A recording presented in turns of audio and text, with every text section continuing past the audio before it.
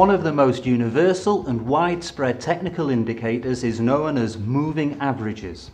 They are used in most trading systems that incorporate trend-following indicators because they're extremely easy to plot. Of course, although we don't have to plot anything ourselves, we've got a computer for the humdrum work. It's a good idea to understand how they are calculated because we will then be able to use them more effectively.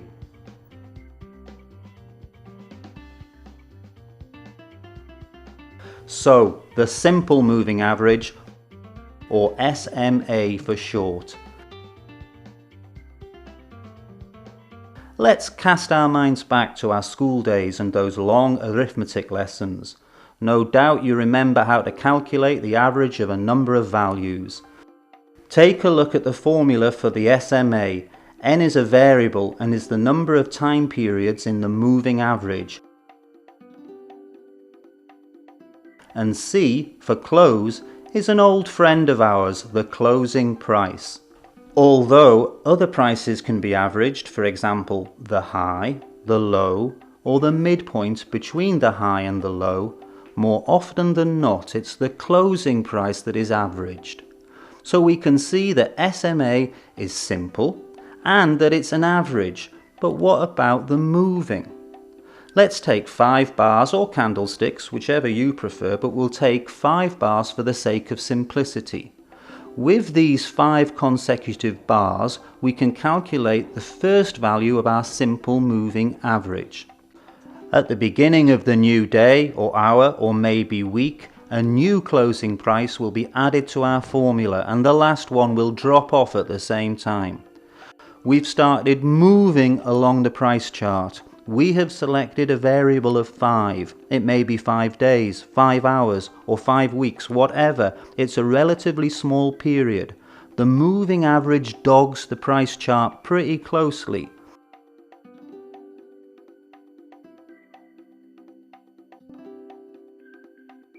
If we increase the period to 10, for example, then the moving average will look smoother and slower. What I mean is that it will react more slowly and smoothly than the price chart. Compare it with a 5-period moving average. If you're using SMA as a trend indicator, then the slower SMA is sounder and more reliable. In previous films, we examined support and resistance in the form of straight lines. What we have here are curvilinear support and resistance made up of moving averages. We can use them as trend indicators. When price is higher than the simple moving average, it's an uptrend, and when price is lower than the moving average, it's a downtrend. This uses the commonly cited major drawback of moving averages, that they lag behind the price chart, to our advantage. But because this average is called simple, it stands to reason there are more complicated averages.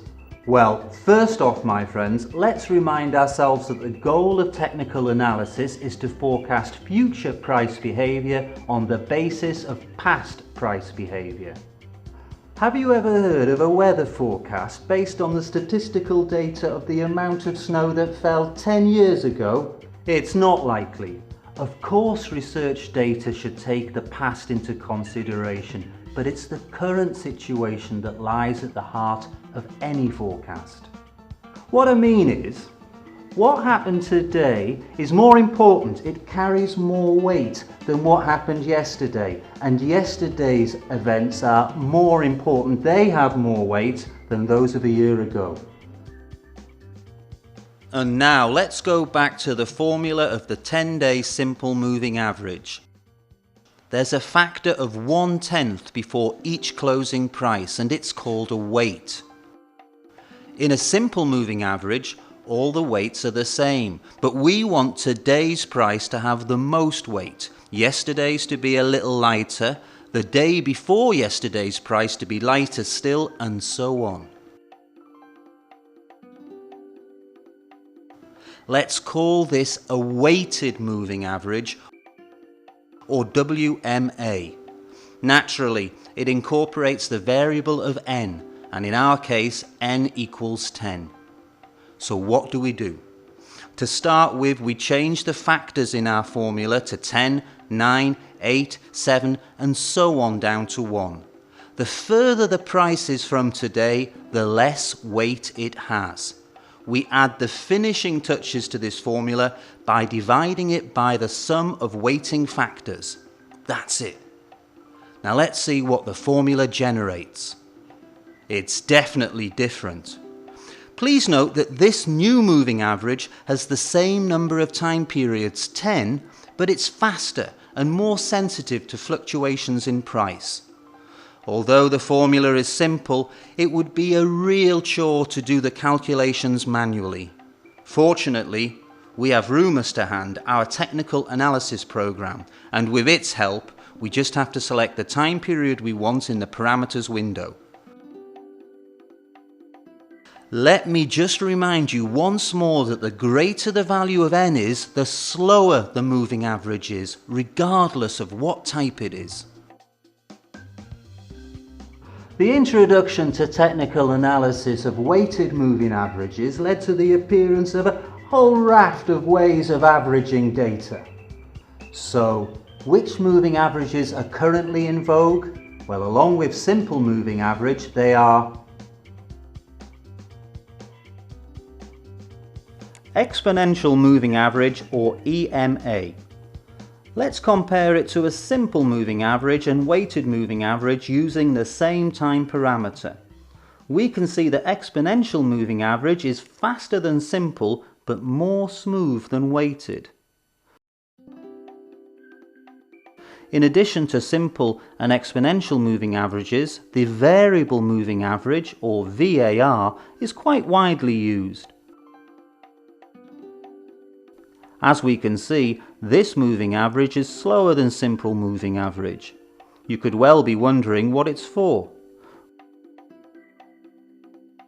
Well, as you'll remember, moving averages were designed as trend indicators. When the price is above the moving average, we have an uptrend, and when the price is below the average, it's a downtrend. But what about when there is no overriding trend? I mean, when we are in a trading range. Watch how the variable moving average fluctuates. Unlike its friends, it's almost flat. Trust me on this one when I say this is a very interesting feature. Now, the way that moving averages with different time lengths interrelate with each other on a chart can be a fine trend indicator. In fact, if last week's averages were greater than last month's, we've got an uptrend on our hands.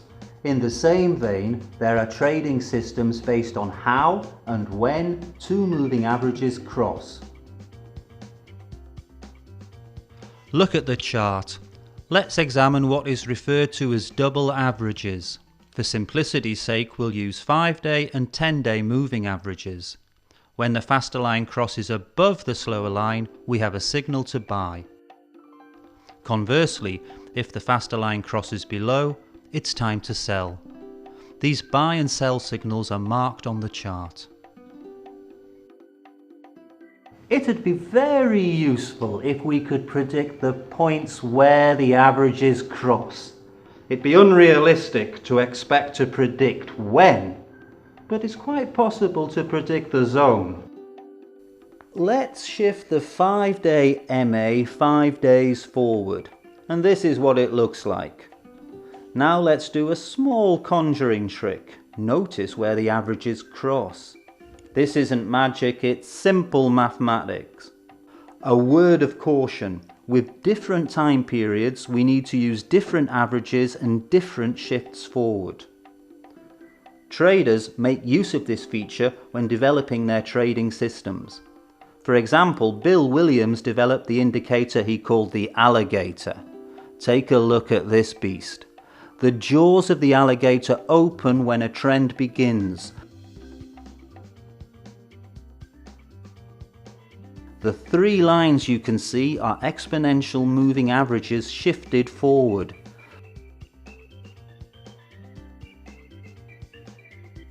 Look how this reptile protects our profits with its open mouth. Actually, it only does so while the trend lasts. And here are Williams' formulas for the calculation of these EMAs. The closing price is not used. Instead, we use half of the sum of H and L. That's the midpoint on the bar. And when the trend ends, the jaws close. The alligator is also an excellent example of a trend indicator. And then there are clouds. But I think I'm overloading things here, so we'll cover clouds in a different film.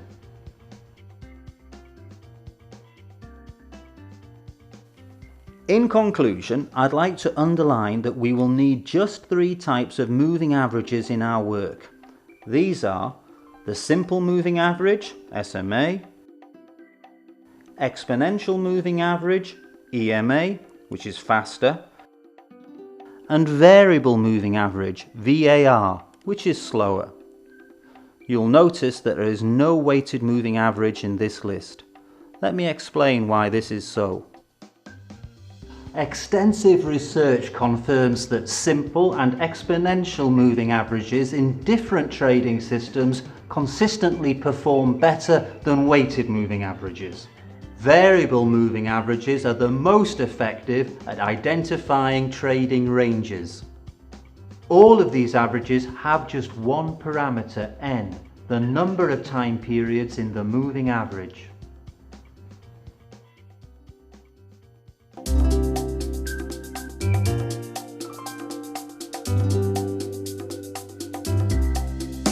Up to now, we've examined combinations of moving averages. We've already seen that an MA with a shorter period is faster than an average of the same type with a longer period. We know that how the averages interrelate with each other is a trend indicator. If the faster line is above the slower line, it's an uptrend, and if it's lower, then it's a downtrend. But what should we do if the trend reverses or flattens into a trading range? To mark trend zones and to differentiate them from reversal points, we use an indicator which is based on the difference between 2 moving averages. It's called the price oscillator, where MAN1 is the faster moving average and MAN2 is the slower one.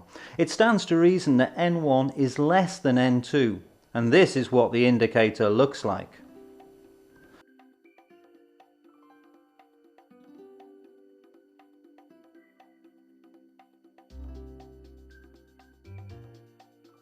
The price oscillator has a value of 0 at the points where the 2 moving averages cross. If the fast line is higher than the slow line, the oscillator has a value above 0, and if the fast line is lower than the slow line, the oscillator value is less than 0.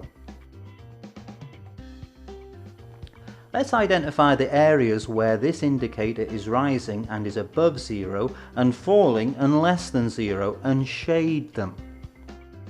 We can confidently claim that in these zones there is a trend and it's either rising or falling. And what's going on in the unshaded areas? We do not know. The trend has either reversed here or it's paused.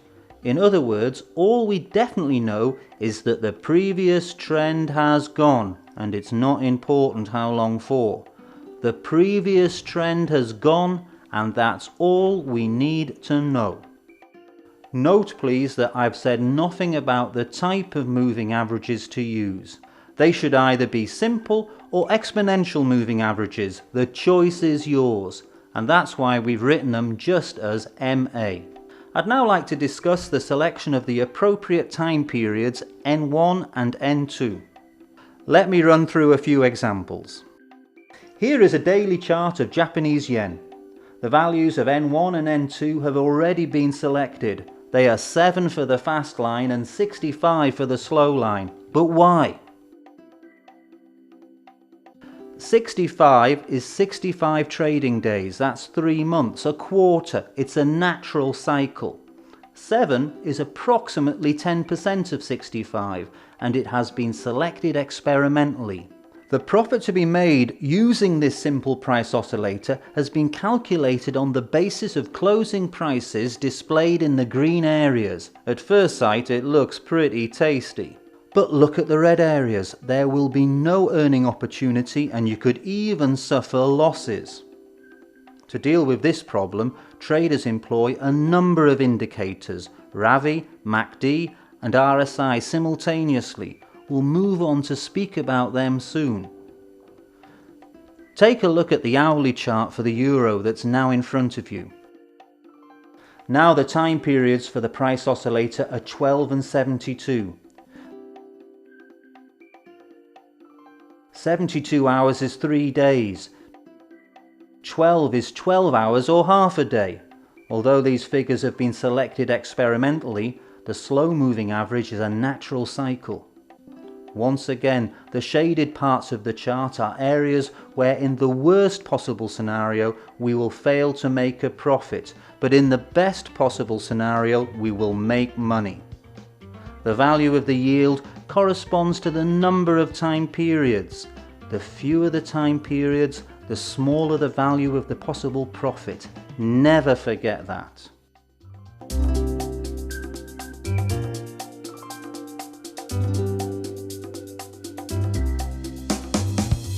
Variously described as an inventor, a scientist and a respected trading systems developer, Tushar Chand decided to take the potential of the price oscillator and develop it into a much more reliable trend indicator. He came up with RAVI. This stands for Range Action Verification Indicator.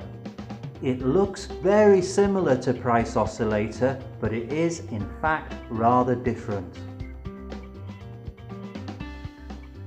For daily charts, RAVI looks like this. The difference between a 7-day moving average and a 65-day moving average over the 65-day moving average, then multiplying the whole thing by 100. First thing to note is that unlike the price oscillator, it's calculated as a percentage and not in points. Another difference is that Chand suggested using signal lines for his indicator. They are drawn at a level plus minus 0.3 to 1% for the Forex market. We have an uptrend situation when RAVI is above the upper signal line and rising. Conversely, it's a bear market if RAVI is below the lower signal line and falling. Here are these zones. A further difference to price oscillator is that with RAVI there is a zone between the two signal lines. It's the trading range zone. If RAVI doesn't leave this zone between plus 1% and minus 1%, we view the market as trendless. Once again, please note that we chose a 65-day MA and a 7-day MA. We have the natural cycle of 65 days, 3 months, it's a quarter for the slow line, and the fast line, a 7-day MA, is approximately 10% of 65. And here is an example of RAVI at work on a daily chart. Here's a daily euro chart. We've decided to set our signal lines at levels of 1%. If we designed our trading system based only on the RAVI trend indicator, we would get buy currency signals and exit signals within the green zone. In the red and white areas, RAVI provides information on reversal, trend slowdown, or a sideways market. That is, RAVI doesn't generate trading signals by itself for these intervals. Still, if we had used only RAVI signals for the period of time from April 2002 until May 2003, we would have got over 2,500 points profit. However, we should note that we only traded in the direction of the primary long-term trend for the period. Do you remember what that is? And of course, we had a little bit of luck. But fortune favours the brave, and the roots of bravery are in knowledge. When we're working on hourly charts, we use time periods of 12 and 72, or 24 and 120. 120 hours, that's 5 trading days. It's a week. 72 hours gives us 3 days. The key natural cycles here are the trading day and the trading week. And here's an example of Ravi at work on an hourly chart. Take a look at this hourly chart for the euro. We've selected the parameters of Ravi as 12 and 72. Signal lines are drawn at levels plus 0.3 and minus 0.3. Zone A is an easily recognizable trading range. The indicator leaves the sideways market and gives the signal to sell at 0.1. We get the signal to get out of the market and close our position at 0.2. That would have earned us 90 points. Zone B is a period of downtrend in which we can go bearish and turn a profit. In what follows, Zone C, D, E and F demonstrate successful and not so successful market entry and exit points. In my opinion, one advantage of Ravi is its ability to identify trading ranges, which we have marked in red.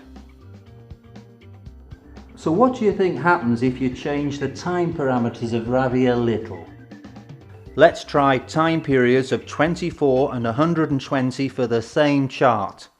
That's 1 day 24 and 1 week 120. Nothing has changed in Zone A. It's a trading range, a flat.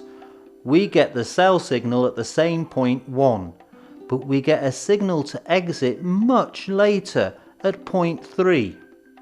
A profit of 290 points. But let's not get overconfident about Ravi. It's not 100% foolproof. A false buy signal was generated at point 4 and the stop loss was executed. What have we learned here? Well, firstly, we pay for our mistakes, so set your stop losses. And secondly, we should not rely on one indicator. We should employ a number of indicators and combine these with chart analysis.